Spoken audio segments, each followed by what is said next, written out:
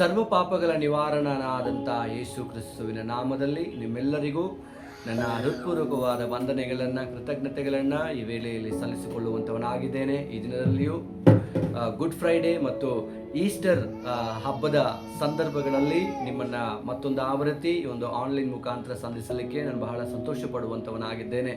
ಈಗಲೂ ನನ್ನ ಕುಟುಂಬದ ಮುಖಾಂತರವಾಗಿ ನಿಮ್ಮನ್ನು ನಾನು ಹಾರೈಸುವಂತೆ ಈ ಒಂದು ರಿಸರೆಕ್ಷನ್ ಡೇ, ದೇವರು ಜೀವದಿಂದ ಅಂದರೆ ಮರಣದಿಂದ ಜೀವಂತವಾಗಿ ಎದ್ದು ಬಂದ ದಿನದಲ್ಲಿ ನಿಮ್ಮನ್ನು ನಾನು ಹಾರೈಸಲಿಕ್ಕೆ ನಾನು ಇಷ್ಟಪಡುವಂಥವನಾಗಿದ್ದೇನೆ.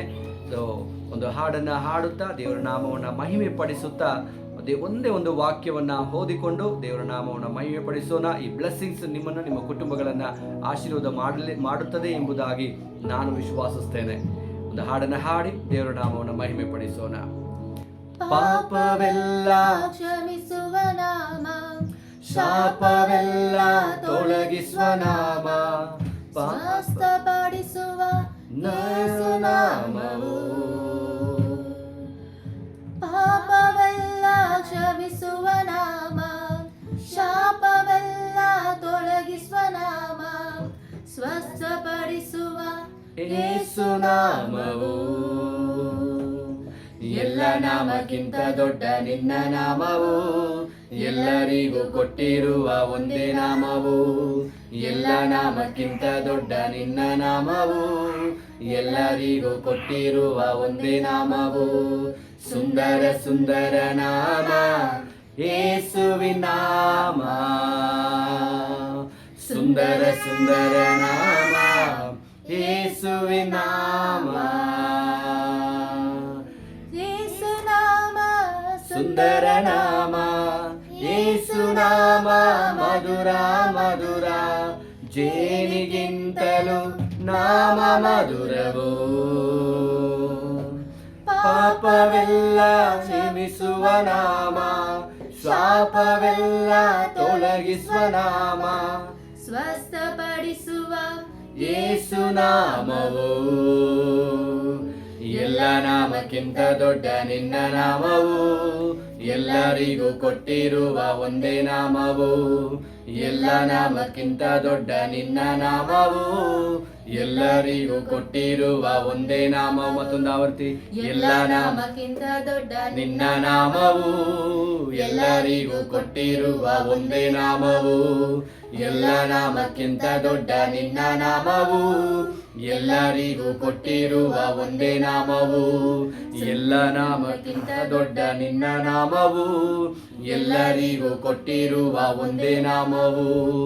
ಎಲ್ಲ ನಾಮಕ್ಕಿಂತ ದೊಡ್ಡ ನಿನ್ನ ನಾಮವು, ಎಲ್ಲರಿಗೂ ಕೊಟ್ಟಿರುವ ಒಂದೇ ನಾಮವು. ಸುಂದರ ಸುಂದರ ನಾಮ ಯೇಸುವಿನ ನಾಮ, ಸುಂದರ ಸುಂದರ ನಾಮ ಯೇಸುವಿನ ನಾಮ, ಸುಂದರ ಸುಂದರ ನಾಮ ಯೇಸುವಿನ ನಾಮ. ಹಲ್ಲೆಲೂಯ. ದೇವರ ನಾಮಕ್ಕೆ ಗಣಮಾನ ಮಹಿಮೆಗಳು ಸಲ್ಲುವಂಥದ್ದಾಗಿರಲಿ. ಹಲ್ಲೆಲೂಯ. ಆತನು ಭೂಲೋಕದಲ್ಲಿರುವ ಎಲ್ಲ ಮನುಕುಲಕ್ಕೆ ತನ್ನ ಪ್ರಾಣವನ್ನು ಕೊಟ್ಟು, ತನ್ನ ರಕ್ತವನ್ನು ಸುರಿಸಿ, ತನ್ನ ಜೀವನವನ್ನೇ ತ್ಯಾಗಾರ್ಪಣೆ ಮಾಡಿ ನಿನ್ನ ಪಾಪಗಳನ್ನು ತನ್ನ ಮೇಲೆ ಹೊತ್ತುಕೊಂಡು ತಾನು ನಮಗೆ ಬಿಡುಗಡೆಯನ್ನು ಕೊಟ್ಟಂಥ ದಿನ ಈ ಒಂದು ಗುಡ್ ಫ್ರೈಡೇ ಮತ್ತು ಈಸ್ಟರ್. ಹಲ್ಲೆಲೂಯ.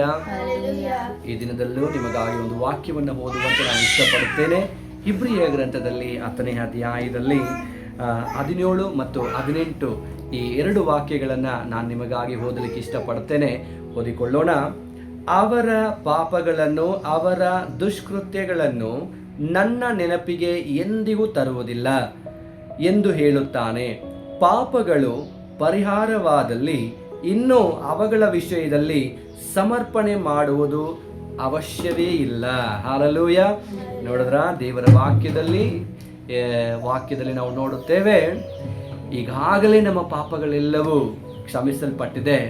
ಮತ್ತೆ ಮತ್ತೆ ನಮ್ಮ ಪಾಪಗಳಿಗೋಸ್ಕರ ಕೊರಗಿ ಆಳುವುದು ಯಾಕೆ, ಅದರ ಬಗ್ಗೆ ವಿಜ್ಞಾಪನೆ ಮಾಡುವುದು ಯಾಕೆ ಎಂಬುದಾಗಿ ದೇವರ ವಾಕ್ಯದಲ್ಲಿ ನಾವು ನೋಡುತ್ತೇವೆ. ಪ್ರಿಯರೇ, ಕ್ರೈಸ್ತನಾದ ಯೇಸು ಕ್ರಿಸ್ತನು ಶಿಲುಬೆಯ ಮೇಲೆ ನನ್ನ ನಿನ್ನ ಪಾಪಗಳಿಗೆ ಅಂದೇ 2026 ವರ್ಷಗಳ ಹಿಂದೆ ಆತನು ತನ್ನ ಪ್ರಾಣವನ್ನು ಕೊಟ್ಟು ಕ್ರಿಯೆಯಾಗಿ ತನ್ನ ರಕ್ತವನ್ನು ಕೊಟ್ಟು ನನ್ನ ನಿನ್ನನ್ನು ಬಿಡಿಸಿಕೊಂಡಿದ್ದಾನೆ. ಪ್ರಿಯರೇ, ಪಾಪದ ಗುಂಡಿಯಿಂದ ಮೇಲಕ್ಕೆತ್ತಿದ್ದಾರೆ, ಪಾಪದ ಮರಣದಿಂದ ನಮ್ಮನ್ನು ಬಿಡಿಸಿದ್ದಾರೆ.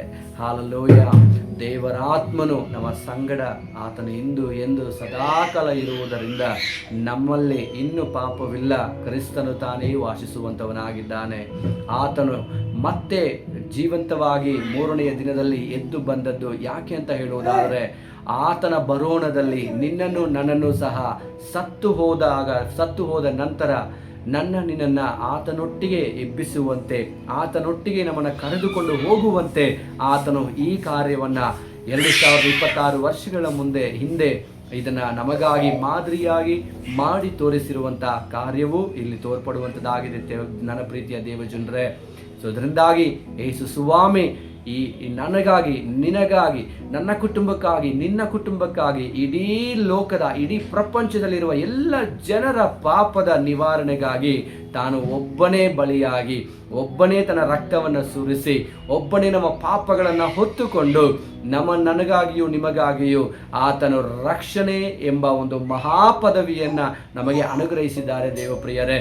ಅದಕ್ಕಾಗಿ ಈ ಒಂದು ರಿಸರೆಕ್ಷನ್ ಡೇ, ಈಸ್ಟರ್ ದಿನದಲ್ಲಿ ನಿಮ್ಮನ್ನು ಈ ಒಂದು ನಾನು ಒಂದು ಹೇಳಲಿಕ್ಕೆ ಇಷ್ಟಪಡುವಂಥ ಕಾರ್ಯ ಏನು ಅಂದರೆ, ಅಯ್ಯೋ ನನ್ನ ಪಾಪಗಳನ್ನು ಯಾರೂ ಕ್ಷಮಿಸಲಿಕ್ಕೆ ಆಗೋದಿಲ್ವಾ, ಅಯ್ಯೋ ನನ್ನ ಪಾಪಗಳಿಂದ ನನಗೆ ಬಿಡುಗಡೆ ಅನ್ನೋದಿಲ್ವಾ, ನನ್ನ ಪಾಪಗಳಿಂದ ನನಗೆ ವಿಮುಕ್ತಿ ಅನ್ನೋದಿಲ್ವಾ ಎಂಬುದಾಗಿ ನೀನು ಅಳುತ್ತಾ ಕೊರಗಾಡುತ್ತಾ ಇರುವಂಥ ಸಮಯಗಳಲ್ಲಿಯೂ ದೇವರು ಹೇಳ್ತಿದ್ದಾರೆ, ನಿನ್ನ ಪಾಪಗಳನ್ನು ನಾನು ಹೊತ್ತುಕೊಂಡಿದ್ದೇನೆ, ನಿನಗೆ ಕ್ಷಮಾಪಣೆ ಎಂಬ ಮಹಾ ಕಿರೀಟವನ್ನು ನಾನು ನಿನಗೆ ಕೊಟ್ಟಿದ್ದೇನೆ ಎಂಬುದಾಗಿ ಯೇಸು ಕ್ರಿಸ್ತನು ಈ ಮಾತನ್ನು ತಾನೇ ನುಡಿಯುವಂಥವನಾಗಿದ್ದಾನೆ ನನ್ನ ಪ್ರೀತಿಯ ದೇವಜನರೇ.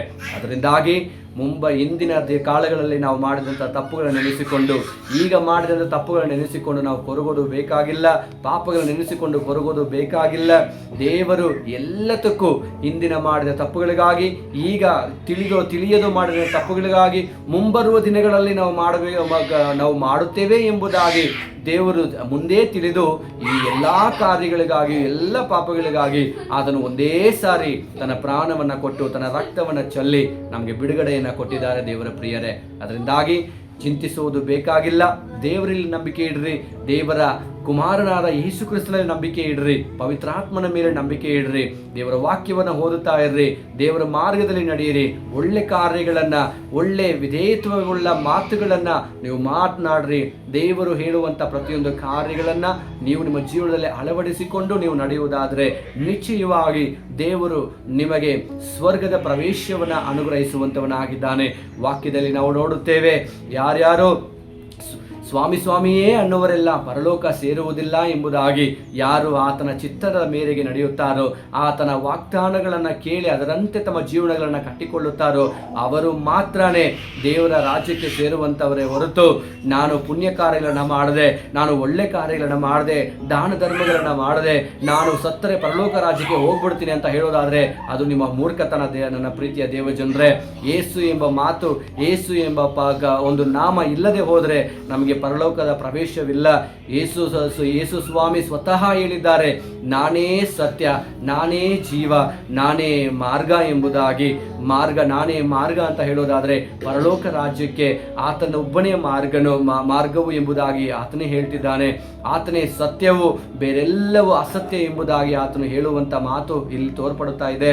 ನನ್ನ ಪ್ರೀತಿಯ ದೇವಜನರೇ, ಜೀವವು ಅಂತ ಹೇಳೋದಾದರೆ, ನಾನೇ ಜೀವವು ಅಂತ ಹೇಳೋದಾದರೆ, ನೋಡ್ರಿ, ನಮ್ಮ ಜೀವನದ ನಂತರ, ನಮ್ಮ ಬದುಕಿನ ನಂತರ ಒಂದು ಜೀವ ಇದೆ, ಅದು ಪರಲೋಕ ಎಂಬ ಜೀವ. ಆ ಜೀವ ಬೇರೆ ಯಾರೂ ಅಲ್ಲ, ಯೇಸು ಕ್ರಿಸ್ತನು ಮಾತ್ರವೇ. ಯೇಸು ಕ್ರಿಸ್ತನನ್ನು ನಂಬುವುದಾದರೆ, ಯೇಸು ಕ್ರಿಸ್ತನನ್ನು ವಿಶ್ವಾಸಿಸುವುದಾದರೆ, ಯೇಸು ಕ್ರಿಸ್ತನು ನಿನಗಾಗಿ ನನಗಾಗಿ ಸತ್ತು ಮೂರನೇ ದಿನ ಪುನರುತ್ಥಾನವಾಗಿ ಜೀವಂತವಾಗಿ ಎದ್ದು ಬಂದನು ಎಂಬುದನ್ನು ನೀನು ನಂಬುವುದಾದರೆ, ನಿನಗಾಗಿ ಆತನು ಏಟುಗಳನ್ನು ತಿಂದನು ಎಂಬುದಾಗಿ ನಂಬುವುದಾದರೆ, ನಿನಗಾಗಿ ಆತನು ರಕ್ತವನ್ನು ಚೆಲ್ಲಿದನು ಎಂಬುದಾಗಿ ನೀನು ನಂಬುವುದಾದರೆ, ನಿನಗಾಗಿ ಆತನು ಮತ್ತೆ ಎದ್ದು ಬಂದನು ಎಂಬುದಾಗಿ ನೀನು ನಂಬುವುದಾದರೆ, ಯೇಸು ಎಂಬ ಒಂದೇ ಹೆಸರಿನಲ್ಲಿ ರಕ್ಷಣೆ ಇದೆ ಎಂಬುದಾಗಿ ನೀನು ನಂಬುವುದಾದರೆ, ದೇವರು ನಿನ್ನನ್ನು ನಿನ್ನ ಕುಟುಂಬವನ್ನು ಆತನು ರಕ್ಷಿಸಲಿಕ್ಕೆ ಆತನು ಶಕ್ತನಾಗಿದ್ದಾನೆ. ಆತನು ನಿಮ್ಮನ್ನು ಕಾಯಲಿಕ್ಕೆ ಆತನು ಶಕ್ತನಾಗಿದ್ದಾನೆ. ಆತ ನಿಮ್ಮನ್ನು ಬಿಡುಗಡೆ ಮಾಡಲಿಕ್ಕೆ ಆತನು ಶಕ್ತನಾಗಿದ್ದಾನೆ. ದೇವರ ಪ್ರಿಯರೇ, ಈ ಮಾತಿನ ಮುಖಾಂತರವಾಗಿ ನಾನು ನಿಮ್ಮನ್ನು ಆಶೀರ್ವದಿಸ್ತೇನೆ. ದೇವರ ಮಹಾಕೃಪಾನುಸಾರದಿಂದ ನಿನಗೂ ನನಗೂ ಪಾಪ ನಿವಾರಣೆ ಉಂಟಾಗಿದೆ. ನಿಮಗೂ ನಮಗೂ ದೇವರಲ್ಲಿ ಒಂದು ಮೇಲಾದ ಒಂದು ಸ್ಥಾನವು ನಮಗೆ ದೊರಕಿದೆ. ಆತನನ್ನ ತಂದೆ ಎಂಬುದಾಗಿ ಅಬ್ಬಾ ಫಾದರ್ ಎಂದು ಕರೆಯುವಂಥ ಪುತ್ರ ಸ್ವೀಕಾರವು ದೇವರು ನಮಗೆ ಕೊಟ್ಟಿದ್ದಾರೆ. ನನ್ನ ಪ್ರೀತಿಯ ದೇವಜನರೇ, ಹಾಲೆಲೂಯ. ಈ ಮಾತು ನಿಮ್ಮನ್ನ, ನಿಮ್ಮ ಕುಟುಂಬವನ್ನು ಆಶೀರ್ವದಿಸಲಿ. ಈ ಒಂದು ಗುಡ್ ಫ್ರೈಡೇ ಮತ್ತು ಈಸ್ಟರ್ ಹಬ್ಬದಲ್ಲಿ ನಿಮ್ಮನ್ನ ನಮ್ಮ ಕುಟುಂಬವಾಗಿ ನಾವು ಆರೈಸ್ತೇವೆ. ಎಲ್ಲರೂ ಸೇರಿ ಹೇಳೋಣ, ಹ್ಯಾಪಿ ಈಸ್ಟರ್.